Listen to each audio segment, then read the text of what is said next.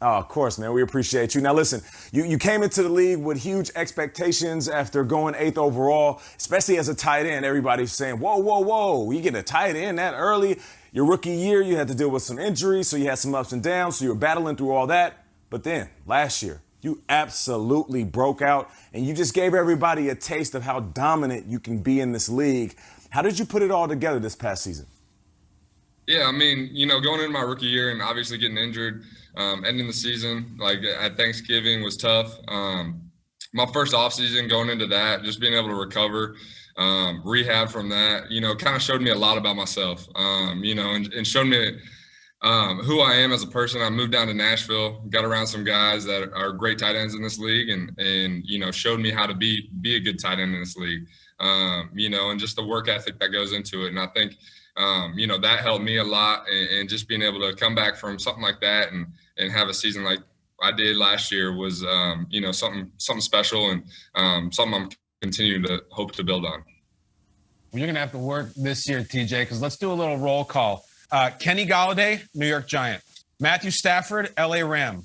Marvin Jones, Jacksonville Jaguar, which means, I think people should know this, at 23 years old, you are the longest tenured skill position player on the Lions offense. I mean, that's wild. I don't know if that's ever happened before. So do you now take it upon you to be like, I got to do it differently. I got to produce more. I need about 200 yards a game. I got to ball out like crazy this year. How do you feel differently? You're the old man in the huddle. Yeah, no, I get that. No, I'm not putting that kind of pressure on myself. I think the biggest thing, especially in the position I'm in, is this is something some people dream of. Just being able to have the opportunity that I have, and being able to show. I'm the same age as some of these guys, but they're looking up to me, asking me questions, and everyone in here has a chip on their shoulder. Everyone in here is trying to prove something, and I think that's something that I walked in a couple weeks ago and saw, and I was like, man, this is gonna be sweet. I'm excited to have guys in here that people are counting out, and they're not wanting that. They're wanting to be that guy. They're wanting to continue to push me and make me prove that I am that guy. And my preparation obviously is gonna increase, and everything about this year is gonna increase, and that's something I'm looking forward to step up to the challenge as. I think we're all excited to see what the Dan Campbell Lions are, and I think Jared Goff is such a big piece to this.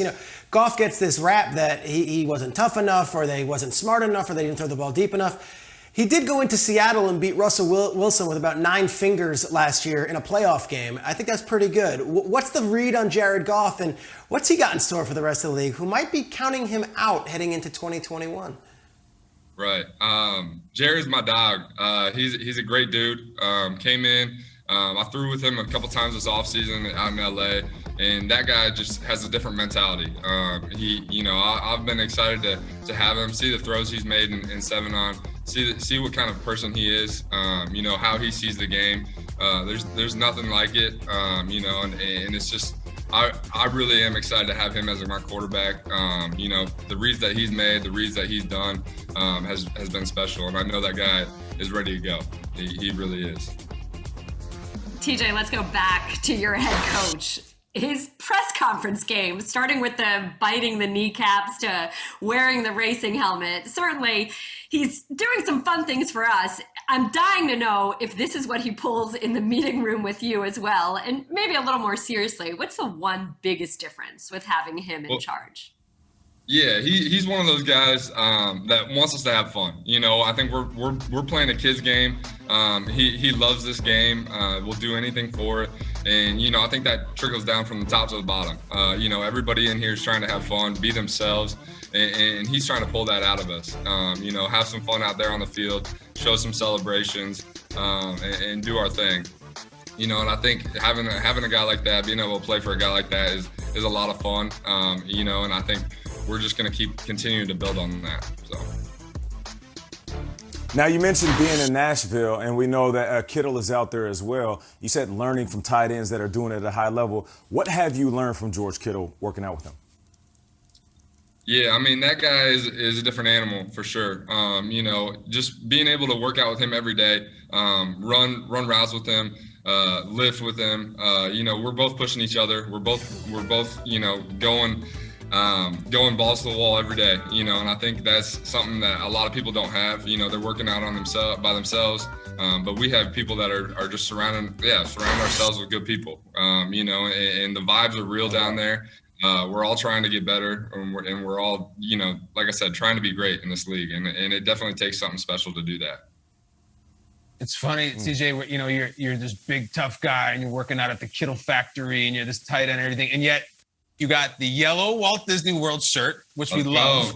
Let's go. You're doing that, and that's just the tip of the iceberg. You wore Lion King socks on draft night. We did our research. You named your dog Lilo after Lilo and Stitch. Like, you're way into that whole universe. So give us if let's say you were to pick some Disney characters from any movie or any show, and they're going to come in and they're going to work out with you. Who are you bringing into the Kittle factory or the TJ factory to work out? Who comes to the top of your list? Oh, man. Well, I grew up with a sister, so being a Disney fan was huge. Was able to do that growing up. But one that I got, I grew up Buzz Lightyear. That would be my guys. Buzz Lightyear. Just being Infinity and Beyond, man. Infinity and Beyond. That was, I had all those action figures, all those, I had Slinky, just rolling him down the stairs, so I think the cool part about Disney characters and Disney movies is that they kind of show you a moral, and just being able to watch them now, being a little older, you learn from different things. So, Toy Story was one of those things where, you can't change time. You got to roll with it, and it doesn't matter what you did last year. It doesn't matter what happened last year. It's kind of, going forward and what you do forward with your circumstances. So I think I love Disney movies. I love all those characters. It excites me to, be able to show the personality on with you guys. So. Yeah, no doubt about it, man. Listen, you guys might have had a few guys that left and went on different teams, but Jared Goff still got a lot of toys to play with.